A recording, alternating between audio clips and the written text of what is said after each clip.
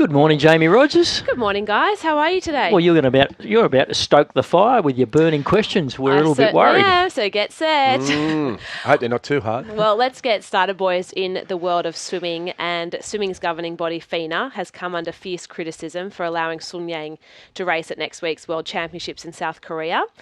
Do you guys believe he should be stood down from competition until his case with WADA has been settled? And this is off the back of him smashing the vials of blood. Most definitely. He should be stood down. They should be standing up to him and saying, hey, the way that you've carried on is disgraceful, and that goes against all of what we stand for with the World Anti-Doping Agency. You've smashed your vials with a baseball bat. With baseball bats. With a hammer. With the hammer, was it? The hammer, yeah. So when you had all these other people intimidating the officials, of course he should be stood down. Standing there with his security guard. He's obviously well, you know better than us. If that was an Australian athlete, a swimmer. It's the same as refusing a drug test. It's just remarkable that FINA actually said that he wasn't in the wrong there. Do they carry a lot of weight with the Olympic Committee? Well, they're the governing body. No, China. Oh, I think they carry a lot of weight China's everywhere. reporting it that it's fake news. So FINA cleared him. Yep. And then WADA's appealed the decision. So that's the issue. But the destroying of the police. And especially because he's been done before, where he had a 3-month ban for doping in 2014. We can only cheer harder for Mac Horton, who's going to take him on, who's a next superstar. Week, that's going to be incredible. By the way, have we got any coverage? Not yet. Still It'll be online somewhere, I imagine. But the sticking point's the money. I know. Well, when you think about swimming, the sport that's pretty dear to your heart, Jamie, you think it was prime time, high rating, wasn't it? Yeah, back when I was swimming. Yeah. That was I refer to them as the glory days. Yeah, so it's just fallen off the map. It's amazing. All right, guys, over to the world of NRL. And tonight, Belinda Sharp, she'll be the first ever female referee in the NRL, which we've all spoken plenty about.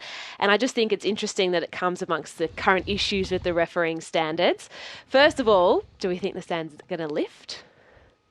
Because of the... Just because of the change. It's just interesting timing. Ladies being in charge, you reckon the standards will lift? You know what? I haven't seen Belinda officiate. I'm really excited that she's been given an opportunity, and I can't wait to watch her. I'm hoping, and I do believe she's been given it on merit rather than sex or gender. And I don't know how they get themselves out of this slump other than to continually work hard at training. Just prepare as best you can. That's the advice you'd be giving footy players. That's the advice you give the referees. I think she'll be about as good as the rest of them. Yeah. I don't think she's going to be absolutely outstanding. I hope she is. It's terrific. We could always do some new blood in the refereeing ranks, which would be terrific. But my issue's not with the on-field refs anyway. My issue's with the video refs. They shouldn't be getting it wrong. I'm the only bloke in the world who actually accepts that the referees make blunders, so I can move on pretty quickly from it. But we all toe the line whenever the females speak in the house, so I don't think the footy will be any different tonight. What would you... So James Graham on 360 this week said that he would refer to her, if he came up against her, he would refer to her as Sir. If you rewind back to your Raiders days, what would you refer to her as? You don't want to know. I think your muscle memory, your mind would just be automatic Sir. Yeah. It'd just be Sir. You wouldn't think of calling her any... when you had time, you mate. But in the heat of the battle, you'd like to be Sir. Come on, Sir. That's just ingrained in most footballers. That's what they call a ref. It's like a look. But that'll change in 10 years' time if there's more females refereeing. Fascinating social study tonight. I know, it's going to be great. Yeah. Good on her. All right, Titans turmoil, boys. And according to Executive Chairman Dennis Watt, it's the last stand for the Titans. Was it the right play to move Garth Brennan on immediately? Jesus, the day before the report got handed down by Mal Meninga, was it the right appointment in the first place, Garth Brennan? We're having this about, they should appoint a coach, but an experienced coach, and I think they need an experienced coach there. But it is their last dance, I've got to say. They need success, and they need it desperately. There's been some talk about a new consortium getting together and playing 8 games in Brisbane and having them playing out of Suncorp as the second Brisbane team, rebranding the Titans and taking them away from the Gold Coast. And John Rebo and Chris Johns have been mentioned heavily. The the old consortium only got put together 12 months ago.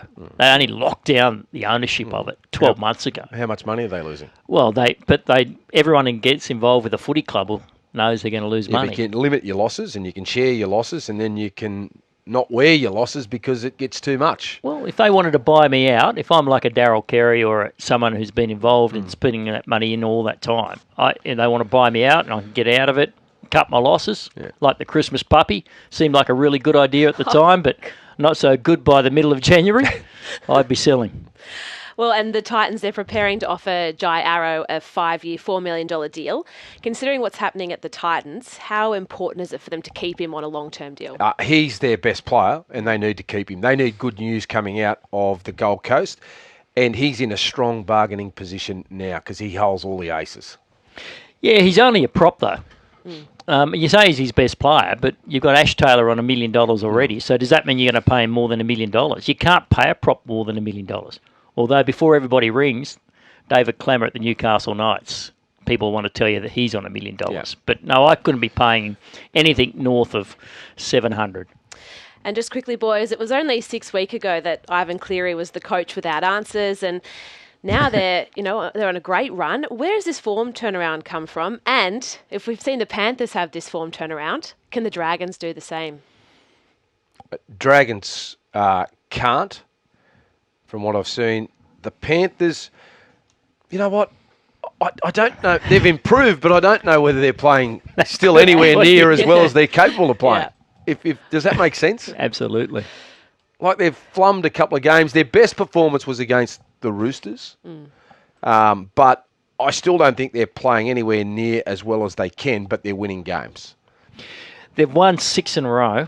Jimmy's won 8 in a row if you count the 2 Origins. It's quite remarkable what they've been able to do, and I'm with you. I don't think they're playing anywhere near their best footy, the Penrith Panthers. So the Dragons can't make the top 8, and they can't turn it around. Their season's gone. And boys, that's the burning questions for this week.